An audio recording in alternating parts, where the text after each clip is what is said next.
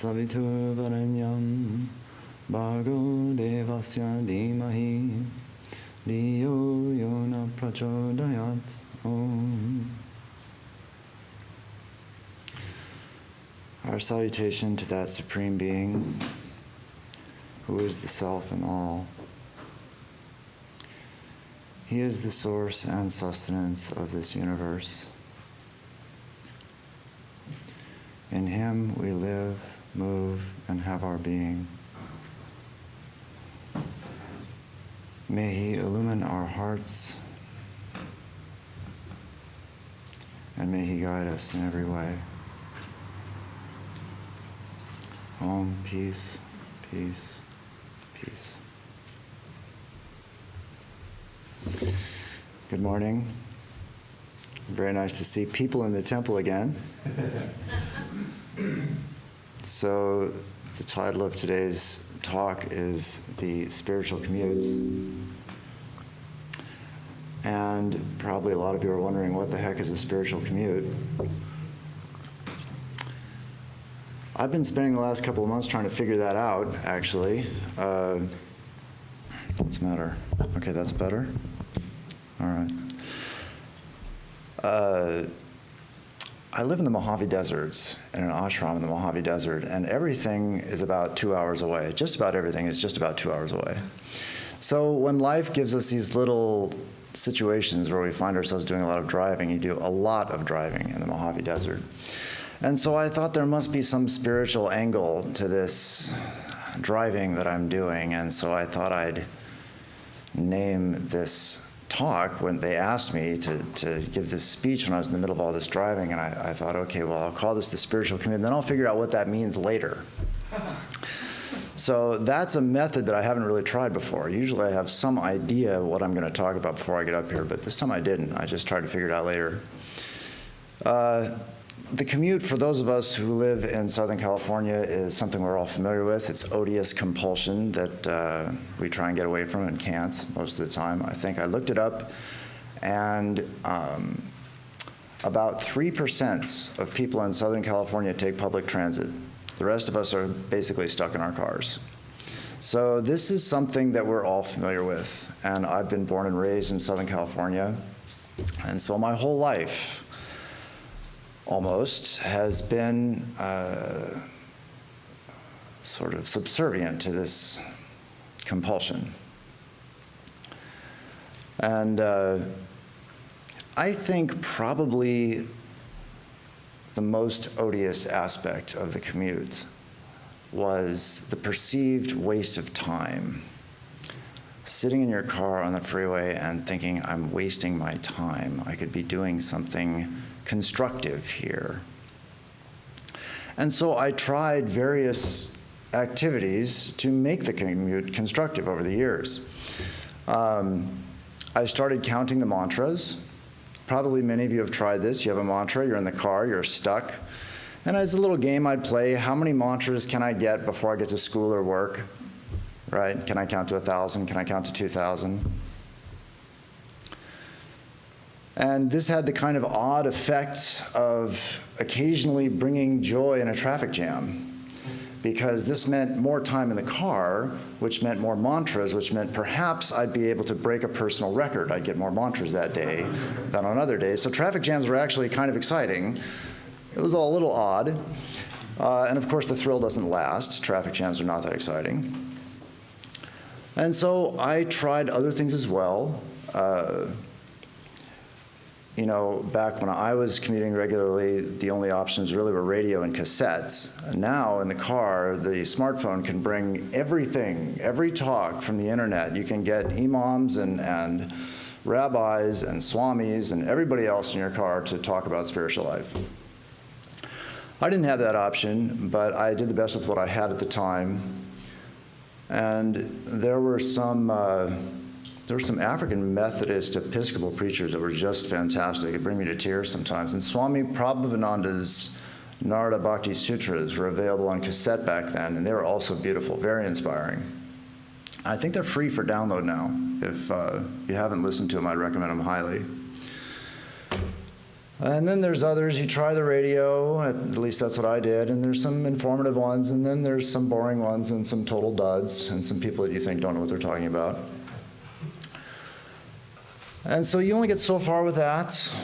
Another thing I tried to spiritualize my commutes was memorizing scripture in the car. Now this I don't recommend. This was dangerous because I would actually have a book. You know, I'm driving, and I've got a book on top of the steering wheel, and I'm reading and, you know, like this, trying to memorize something in the car, right?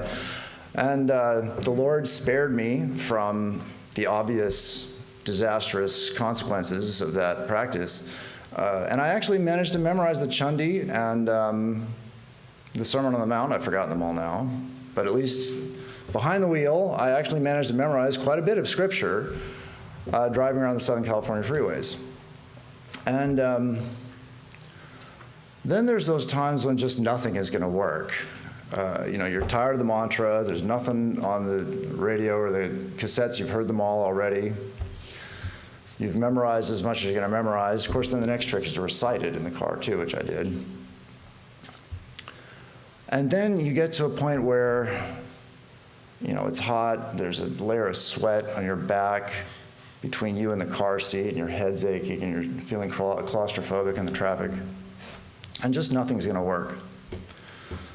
And it may sound odd, but at those times, I actually found Eckhart Tolle's practice of being in the, he calls it being in the now, practicing being in the now. I found that practice actually very helpful at those times. When there's just complete frustration, there's nothing you can do to just actually try and feel that frustration, try and just absorb all that misery. You know, I just agree to be miserable now, and I try and feel all the misery in my body and my mind and just be aware of this perfect misery at this time, you know. Surprisingly, that actually helped quite a bit. It's very relaxing. It's odd, doesn't sound like it, but it is. And I even found that if you anticipate misery, you see misery coming into your life, you have to do something you don't want to do, go somewhere you don't want to go, make some presentation you don't want to present, whatever it is, meet somebody you don't want to meet.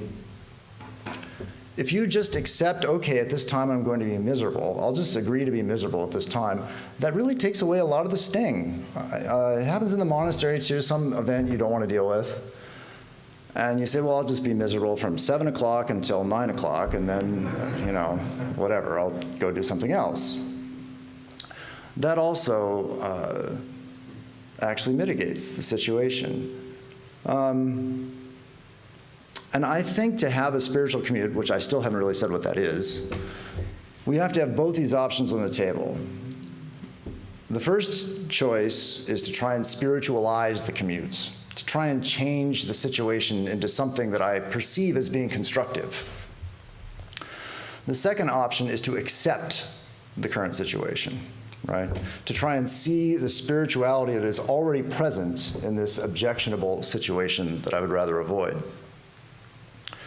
So I think both of those methods, changing the situation and accepting the situation, have to be available to us if we hope to have a spiritual commute.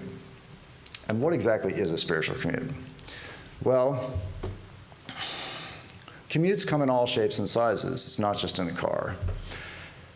And racking my brains trying to figure out what a spiritual commute was when preparing for this talk, I decided that really the commute is that annoying middle part of life, right?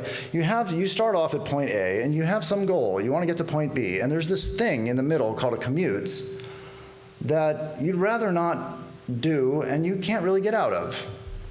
And that's what I was trying to spiritualize, that part of life. So, for example, let's say you want to get big muscles. You want to be a bodybuilder, build your body, right?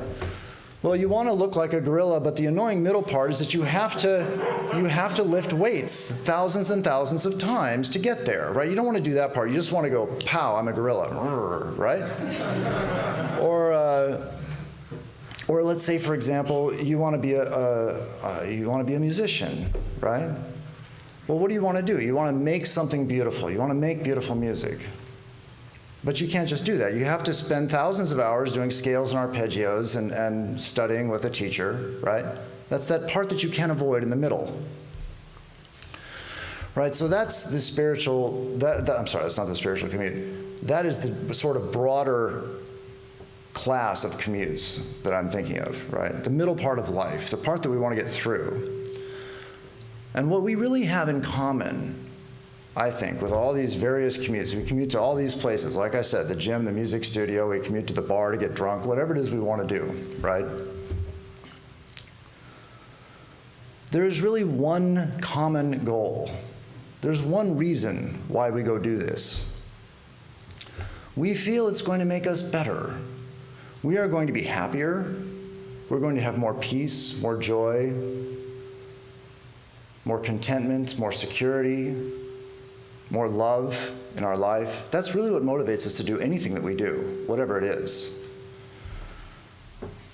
And I think really if I was going to summarize the motivation behind every single commute in life in one word, that word would be freedom. What we're all looking for is freedom.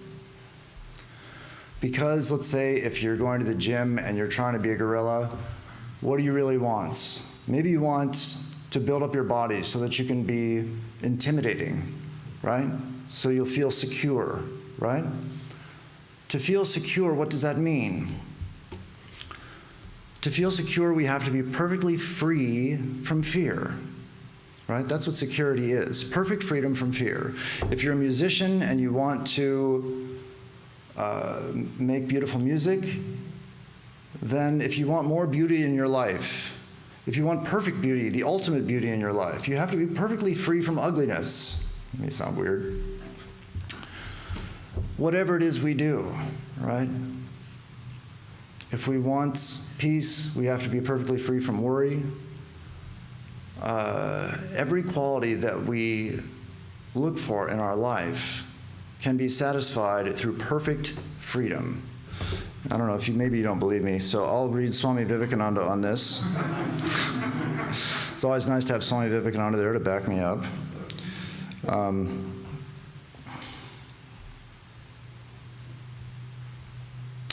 Okay, he says, all that we see in the universe has for its basis this one struggle towards freedom. It is under the impulse of this tendency that the saint prays and the robber robs.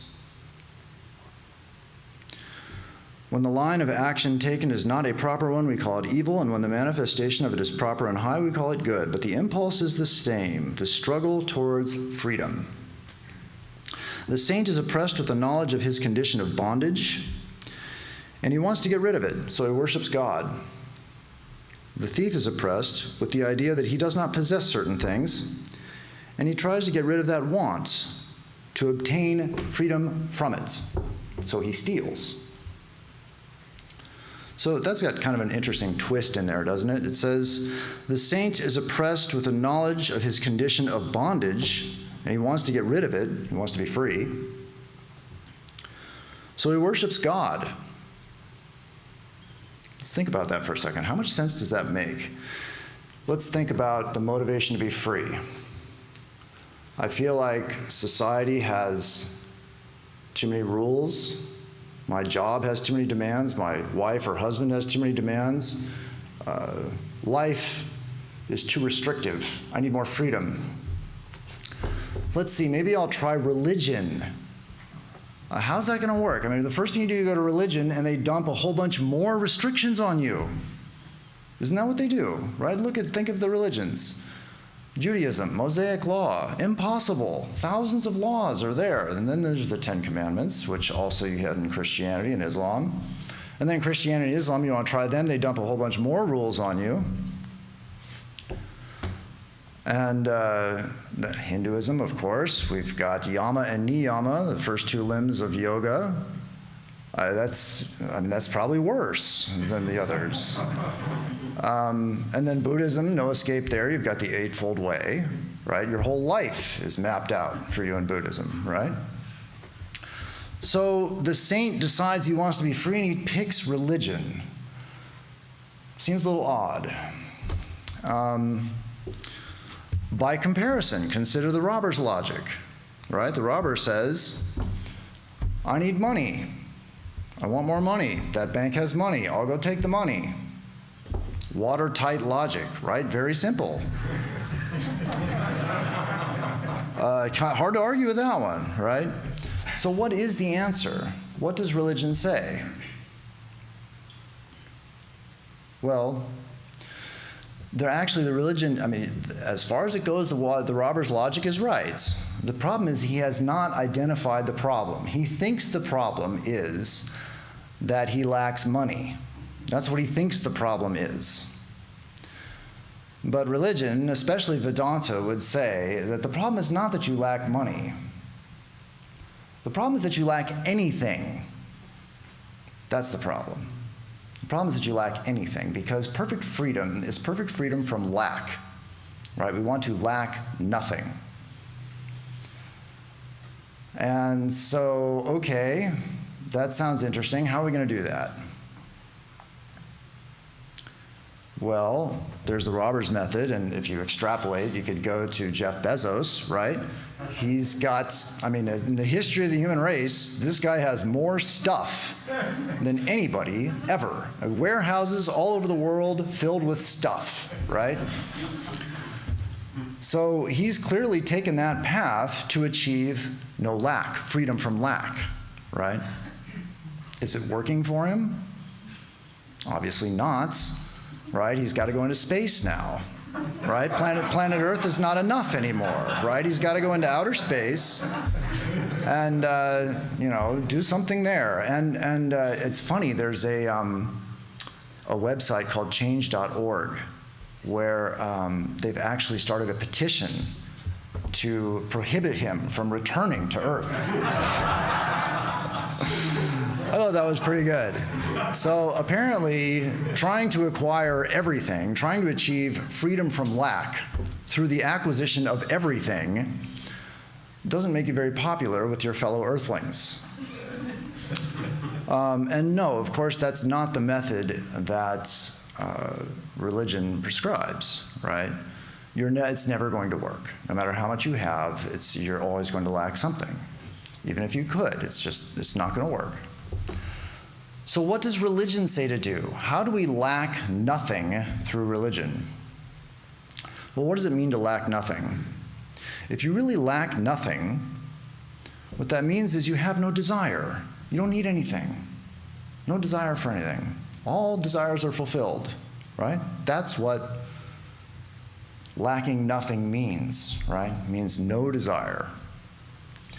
And that's what religion says to do. That's how you lack nothing. That's how you are perfectly free from lack, right? Perfect freedom. And so this is what I'm calling the spiritual commutes. I'm calling the spiritual commute the soul's journey from bondage to freedom. And this is a commute that we are all going to take, according to Vedanta. Sooner or later, we are all going to wind up perfectly free, entirely without lack, utterly fulfilled. That is the promise of religion. And you say, okay, well, maybe logically it makes sense to be free from desire is to lack nothing. Sounds kind of bland, I still want things. I mean, it just sounds like sort of boring, sort of listless, lifeless. I've heard this before. People say, well, that sounds boring. I mean, desiring stuff and getting it is fun, right? Well, it isn't boring. It's wonderful. So many people have tried to explain just how wonderful this state is, that there's a whole list of saints and sages that you can choose that have tried to describe just how wonderful the state of desirelessness is. I chose Shankara. Shankara is the great seer philosopher about 1,200 years ago. And he speaks about the moment where he achieves this desireless condition. Okay, he says, I have realized my identity with Brahman. And so all my desires have melted away.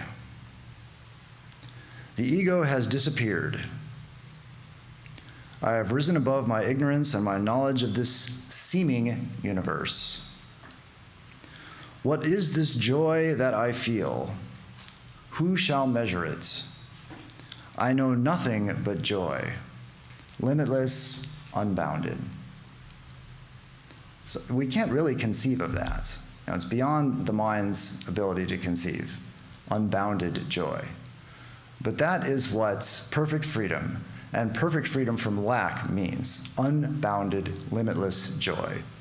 And somehow this universe is completely transformed into something else. So yes, it's a desirable state. Maybe you believe me. Maybe you think it's not boring. Maybe Shankara convinced you. Maybe you even think that it makes sense, perhaps, to try religion to do this. But it's not exactly clear how that's going to work, right? I mean, obviously, since the Bezos method isn't going to work, and we'd like to get there somehow, the only thing that really even promises or advertises perfect fulfillment is religion. There's nothing else. There's no music teacher who promises perfect fulfillment. You would laugh at them, right? So it's really the only option, at least advertised, for perfect fulfillment. And so the question is, well, how does that work? I mean, we're looking for perfect freedom, and we're going to try religion, and religion's going to dump a whole bunch more rules on us, like I said before, and somehow all these rules and regulations and restrictions in our lives are make us more free. Well, that seems a little mysterious. But if we, I mean, you can't go through every religion and every restriction to figure out how each one of them makes you freer. So I'll just pick one. Marriage. Every religion in the world says that you cannot cheat on your spouse. Adultery is verboten, right? Not allowed to do that. Why? What's the point, right? The idea is that we have these desires, right? Desire for another person, right? Desire for a physical relationship. They are too strong for us to resist. Some of us. There are people who can overcome it. But marriage is designed, among other things, as an institution to corral, to control our desire for another. St. Paul puts it this way. He says, I say therefore to the unmarried and widows, it is good for them to abide even as I. See, he was a celibate monk. So he says, if you can manage, then it's better for you to do that. Then he says, but if they cannot contain, let them marry. If it's too much for you, go get married. Then he says, nevertheless, such shall have trouble in the flesh. So clearly St. Paul's position is, it's better to go get married and have some indulgence allowed than to just go out and club the object or objects of your desire over the head and drag them back to the cave, right? Marriage is better than that, right? So we are trying to corral that desire, okay? And a certain amount of license is granted with the understanding that there is going to be a kind of gradual weaning from this need, right? And that doesn't sound very appealing, really. It's sort of, I mean, yes, okay. So this is, you see the idea, right? The idea behind religion, you're going to get rid of this desire by sort of gradually starving it to death in marriage, right? And of course, there's others as well. Not just lust. I've just picked lust because every religion says don't cheat on your husband or wife. But that's the basic idea, is that we're going to gradually wean you from lust through a somewhat seemingly torturous process. So that may not be too appealing, But still, we can see that that's the prescription. And, you know, it may be difficult to sign up for this because the fact is, I think for a lot of us, that we desire our desires. We like our wants. We want to want. I mean, we go to the gym, we exercise, and we get a big appetite, and then we go home and cook a delicious meal, and we snore all night, and all this thing is just wonderful, right? What's the problem? Why would you not want to do that, right? No, there is no problem until the digestion goes south or the food is gone, right? That's when there's a problem. Same thing with lust. You know, you really don't understand the hold it has on us until you try and stop it. There was one married man came to the monastery when I was living there in Trabuco, and he figured out eventually that we were all celibate. And he said, you guys have a problem with lust? I don't have a problem with lust. Same basic idea, right? You get the urge, you satisfy the urge, what's the problem, right? Just like going to the gym. Well, I think actually the most famous example of this is St. Augustine. This is encouraging. This is encouraging because this is a saint who's unwilling to let go of his desire. He says, when he was a young man, this is in his book of Confessions, he prays, "O Lord, free me from lusts, only not yet." Right? It's just too good, right? I just can't let this go right now. I know better, and I do want to be free, and I see that religion is really the way to perfect fulfillment. I understand all these things. That's what Swami Vivekananda says, right? The saint understands that to worship God is the way to freedom, right? St. Augustine understands this. He's a saint, St. Augustine, right? And yet he just can't bring himself to ask to let go of this desire because that desire is so wonderful, right? And it isn't just lust. There was one guy in the monastery, he was just passing through, he was just there for a few months. He tried it and it didn't work out. But he told me that he prayed to God that he would never be deprived of cigarettes. I really thought that was remarkable. You know, most people would pray to not smoke. They'd pray to quit smoking, right? He prayed, "Lord, may I always have cigarettes." Really, he did.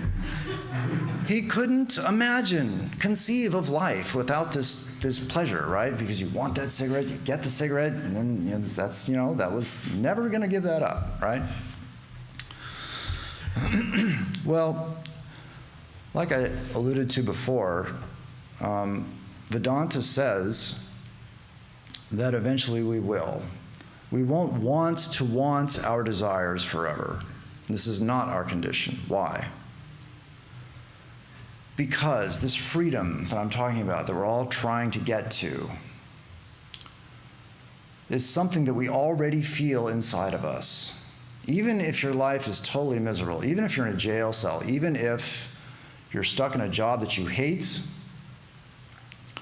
so that you can earn money for things that you don't want, to impress people that you don't like, and your whole life is just misery and bondage, still you feel, I'm free. Somewhere inside you say, oh, well, I could quit this job. And if this lecture's super boring, you'd be embarrassed, but you say, I could walk out, right? There's that freedom within us. We all feel it. And you can't really get rid of it. It's actually an inalienable right, like the founding fathers said, right? The right to pursue happiness, right? I can throw you in jail and torture you, but I can't stop you from trying to think happy thoughts, right? There is that certain freedom that we all have. There's a freedom within us that we can't get rid of, and we can't get rid of it in other people either. And that freedom, according to Vedanta, is really what we are. I am free. We feel that. We know that. And you can't really prove it. You just feel it and you know it, right?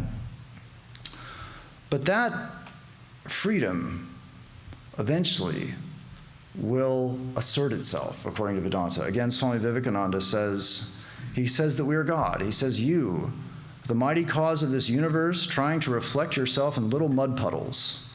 So what does that mean? That means we're trying to fulfill our divinity through these bodies and this external world, right? We are trying to reflect our perfect freedom and all of our perfection in this imperfect place and these imperfect bodies, right? That's what he's saying. You, the mighty cause of this universe, trying to reflect yourself in little mud puddles.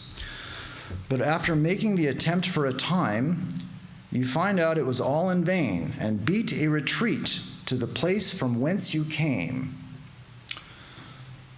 So after, like Jeff Bezos, you try and get everything in the world for a while, try and have it all. At some point you realize this isn't it, this isn't going to work. And you beat a retreat, you go in the other direction, and you try this, what Swami Vivekananda says, you worship God, because you want freedom through worshiping God. You want freedom from desire. Freedom from any lack is freedom from desire, and you go to God to get that, to have all your desires fulfilled. So maybe that's reassuring, that we're all going to get there eventually. But then you wonder about the meantime, what happens, for St. Augustine or the guy in the monastery who just couldn't pray to get rid of cigarettes, right? What happens to them? Do you just wait? Like you wait for the next bus, you wait for the magic divinity to just show up and change your perspective. Oh, now I'm tired of these desires and I'm ready to try religion. Or now I'm ready to quit cigarettes. Or now I'm ready to, whatever it is, right? When does that happen? How does that happen? Do we just wait? I mean, Swami Vivekananda and all the saints say that eventually, yes, this divinity within us will rise up and overcome all of our desire. Well, when? And is there any way I can accelerate this process, right? It's interesting, my dad actually, my father told me his experience of this.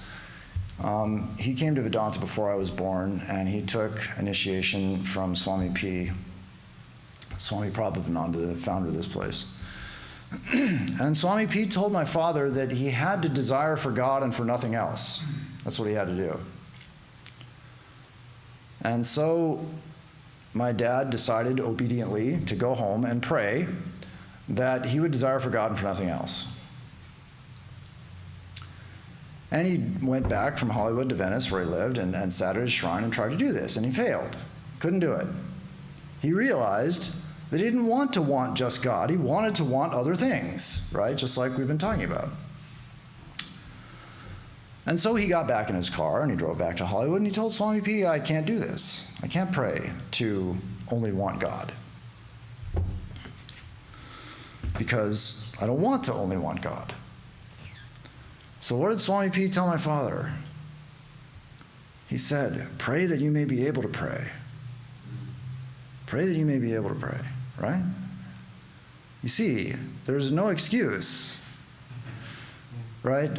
We have some idea, if we've been convinced that the path to perfect fulfillment is really through the renunciation of desire, right? That we'll really have no lack if we can give up desire. But we just can't bring ourselves to really want to give up desire because some of these desires are just so much fun. Well, you can pray that you can be able to pray to give up all those desires, right? Excuse me.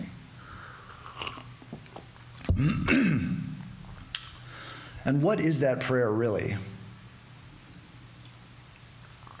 See, we have a common sense. We have a sense of direction, a logical conclusion that we've arrived at, that the best way to be free from lack is to be free from desire, but we don't want to do it. So this prayer to be able to pray is really an effort to be able to follow our own better inclinations, our own logical conclusions. We all have had this experience. You say, I should do this because this makes sense, and then you don't do it, right? You do something else, and you think, why did I do that? It was so stupid, and you pay for it later, right? I don't think anyone alive has not had that experience. So this is a prayer for us to be able to follow our logical deductions, right? We have logically deduced, as best I could, I don't know if I've convinced you, I did what I could to logically deduce that the way to be free from lack is to be free from desire. Well, first of all, I said, what we're all looking for is freedom. Whatever you think you're looking for on your commutes, music studio, or whatever else, what we're really looking for is freedom. Perfect freedom is perfect freedom from lack. And to get perfect freedom from lack, what we really want is to give up desire. So maybe you've accepted all those things, maybe. But you can't do it, right? So how do you get yourself to do it? Swami P said, pray that you may be able to pray. This is Gyana Yoga. What we're actually trying to do is pray to be able to follow our logical deductions. That's what we're trying to do. We've logically deduced something, and now we want to go do it, and we're finding it too difficult to do. That's the problem. And that's the big problem with Gyana Yoga. Gyana Yoga is fun in the beginning because you get to reason about everything and rip everything to shreds. And this is really appealing, especially to people who have been forcibly indoctrinated in a religious tradition that has an unreasonable belief system, right? Or an illogical belief system. And you just have to believe it because otherwise or else, right? And of course, so many religions have these little quirks. But when somebody tells you, you better believe it, just shut that part of your brain off for now and believe this part, right? Because otherwise you'll get barbecued or something in the next world. Some punishment is there.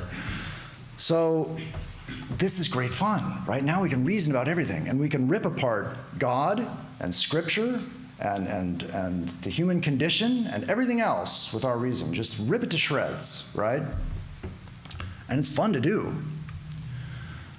The problem is that you have to follow your conclusions. You can't just rip everything to shreds and then go drinking and dancing all night, right? That's not Gyana Yoga. Gyana Yoga is rip everything to shreds and then act on your conclusion. And what's the conclusion here? Let's start with one thing I said.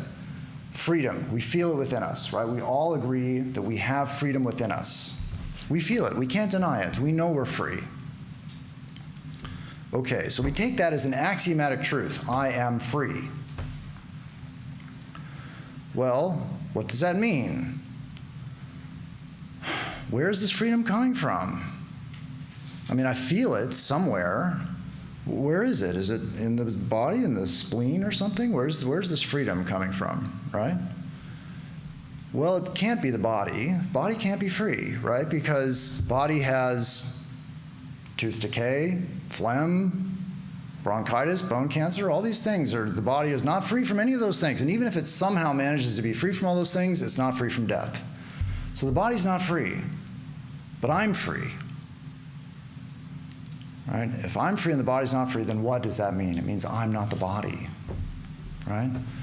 So if I'm not the body, and I'm going to logically pursue this conclusion rigorously, mercilessly, I'm going to pursue this logical conclusion that I am not the body because I am free and the body isn't. Well, what does that mean in my daily life? It means that I should be as indifferent to this body as I am to this podium or this glass. They're all foreign objects. I'm not any of these things. And you think, well, that's okay, but that's hyperbole, right? I mean, nobody really does that. No, actually it isn't. Ramana Maharshi, the great Jnani, was found in a cave covered with ants, eating him alive. And the horrified people who found him dragged him out of the cave and washed the ants off him. Didn't make any difference to him. These are hungry creatures. There's some food here. They can have. What's the problem? No problem, right? He was completely free from the body. He wasn't the body. And if the ants wanted to eat the body, it meant nothing to him, right? Other people had the sense to realize that this guy should be washed off and worshipped, and they did for the next 50 years of his life or something. But it really does happen. It really can happen. And similar, I won't go through all of it, but similar conclusions you reach, I'm not the mind, right? The mind is not free either, and you reach the conclusion, I'm not the mind. The consequences of that are probably even more terrifying than not being the body. And so this is probably too much for most of us, right? We want to assuming we've drunk the Kool-Aid here and we think that we're going to be perfectly free from lack by giving up our desire, well, this path of reasoning and asserting our freedom, I am free and I'm going to face the consequences of that, probably too much for us. So, fortunately, there's a more gradual method. And it's kind of like in the beginning I talked about this commute where you try and change the situation or accept the situation. This is one of those practices where you take some from both columns. You don't have to pick one or the other. You don't say either I have to reason or I have to do this other practice I'm about to talk about. You want to have all these weapons in your arsenal, really, in our spiritual practice. So what's this other method? Well, it's Bhakti Yoga. So how does Bhakti Yoga work? Let's say it's cigarettes, right?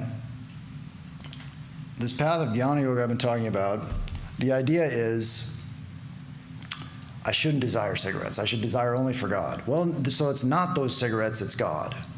In the Bhakti Yoga path, we say the cigarettes are God. Oh Lord, be my cigarettes, right? Be my chocolate ice cream. Be my, I used to tell this to the new guys came to the monastery in Trabuco. I'd say, the shrine is your sex life and your recreational drug habit. And if you don't get those desires fulfilled in the shrine, you will look elsewhere to do it. And that's the idea, right? To make these desires, to try and see God in the desire, right? So Gyana Yoga is not this desire, not this desire, not this. Bhakti Yoga is this. This is God, right? It has to be true. What does it say in the great Mahavakya? Sarvam Kalvidam Brahman. All this is verily Brahman, right? When we desire for cigarettes or anything else, the real attraction is God. That's the real pull that we feel. Right? We just don't know it, and so we suffer. And so what we try and do through this path of Bhakti Yoga is to see God behind this world, to see Him in your painful commutes or in your cigarettes or sex life or whatever else. Right? We try and see God in it. Right? So there are two different approaches to basically the same idea. Two different methods to try and take this spiritual commute, which, as I said, is the soul's journey from bondage to freedom. And I thought I'd end, and it's a little earlier than I thought I'd end. I probably missed something here. But anyway, I thought I would end with a beautiful quote from Swami Ashokananda. Swami Ashokananda gave a lecture called The Soul's Journey to Its Destiny. And it was about this, basically. He didn't call it the spiritual commute, of course. He called it The Soul's Journey to Its Destiny. A much better title, frankly. Anyway, so he talks about this time when we are no longer attracted, we are no longer pushed and pulled by the things of this world. These desires that yank us all over the place, that get us tangled up in freeway jams and everything else in life, that tangle us up, right? That inhibit our freedom, right? These desires, he says, like all the great sages say, won't last forever. But see, the difference is he had this experience. That's the nice thing about reading his stuff, is that he had this experience himself, and he's trying to describe to you, like Shankara, what that experience is like. So he says, a time comes when you are no longer caught by this world. You are free from it. You have seen through it, and it has become pale. There's nothing there, and the whole mind becomes free. The mind becomes unified, and you become aware of the one divine being, right? Sarvam Kalvidam Brahman. All this is verily Brahman. So what was the universe before, just like Shankara was saying before, right?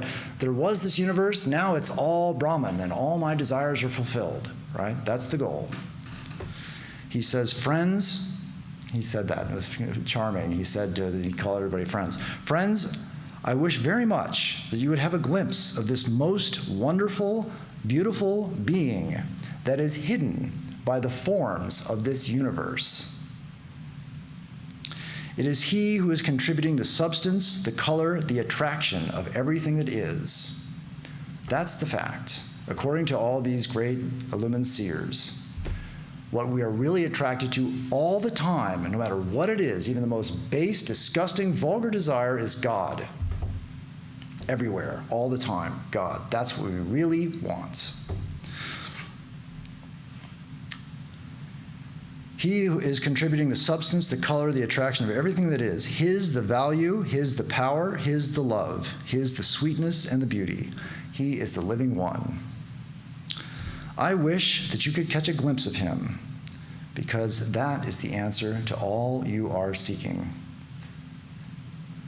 Once you fall in love with him, you will never forget him. The soul will never rest until it is united with him forever.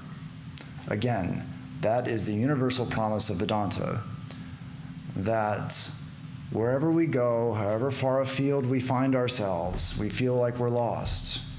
Eventually, we are going to wind up in love with the highest. That's our destiny.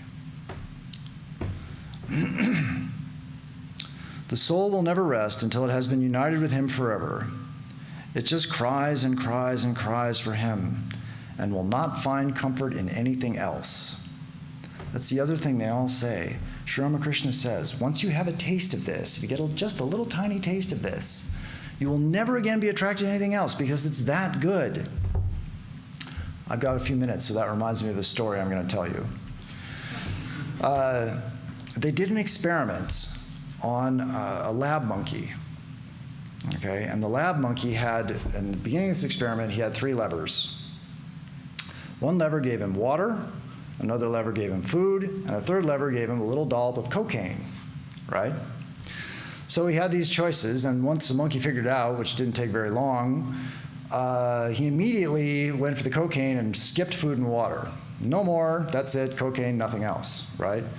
And then what they did is they rigged the thing. These people are, they're villains for doing this miserable monkey. But anyway, they rigged this machine so that now every 3rd or 4th time, you didn't get a cocaine every time you hit the button. Now it's like every 3 or 4 times you have to hit the button, then maybe you'll get some cocaine. Then they increased it to 5 or 10 or 20. Pretty soon they got this monkey hitting the button all day long, not drinking or eating or anything. They put a female monkey next to him and he, no interest, cocaine, that's it, that's all he wants. So it's that good. It's that good. That's the idea, right? Once you have a little bit of the divine taste, it's the monkey and the cocaine. You will never go for anything else again. Nothing else compares. It's the best stuff. This is a beautiful part here. The soul will never rest until it has been united with him forever. It just cries and cries and cries for him and will not find comfort in anything else. And it is said, this is great, and it is said that God also feels that longing. And that's wonderful, isn't it? It is said that God also feels that longing. When the soul cries for him, he rushes towards the soul. That is the culmination of the soul's journey.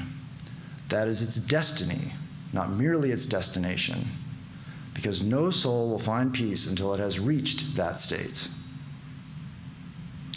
And now he makes the promise that I've been already saying for the last few minutes. My friends, every one of you is bound to reach that state. You are now God.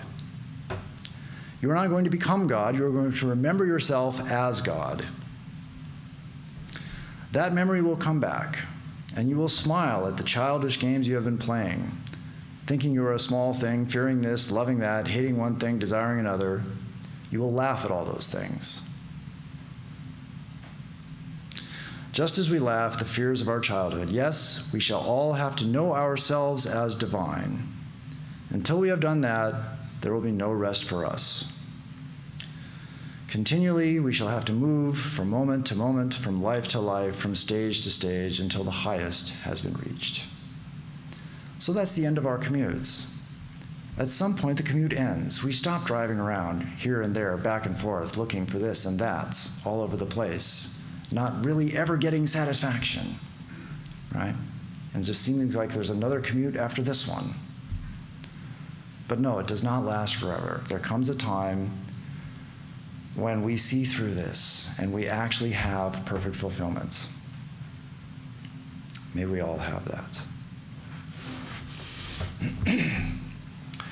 May the good Lord bless you and keep you. May he make his face to shine upon you and be gracious unto you.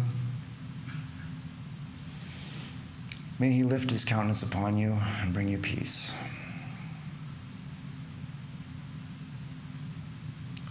May good betide all.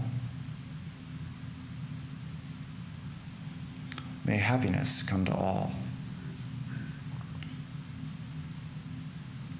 May all see the face of truth.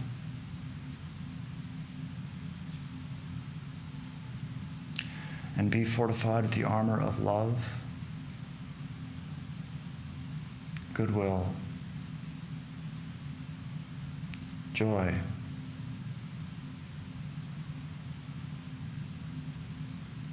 and understanding.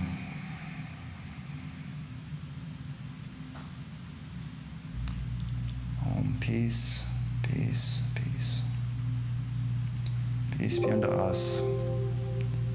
Peace be unto all.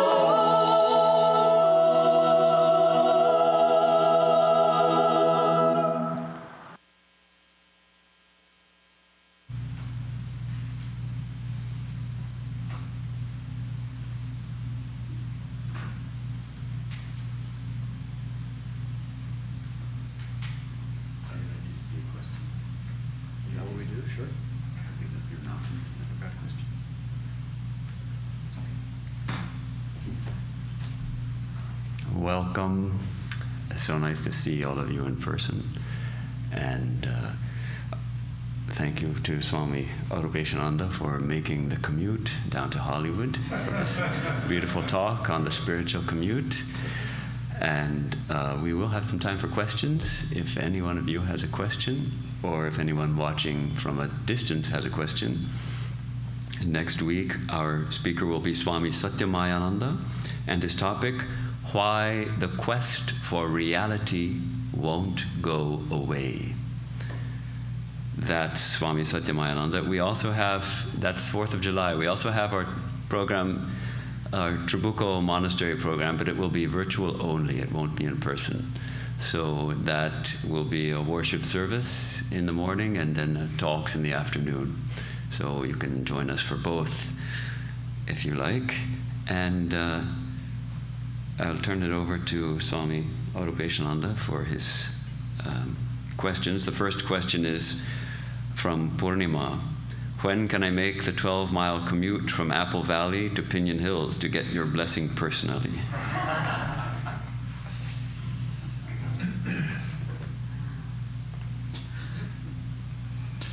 Yeah, just send me an email. We'll set it up. No problem. Arupeshananda@gmail.com. That was an easy one. Any questions? Anyone have a question? Okay. In that case, you have there are many expressions of thanks in the comments here, but no questions other than that one. Okay. So Very good.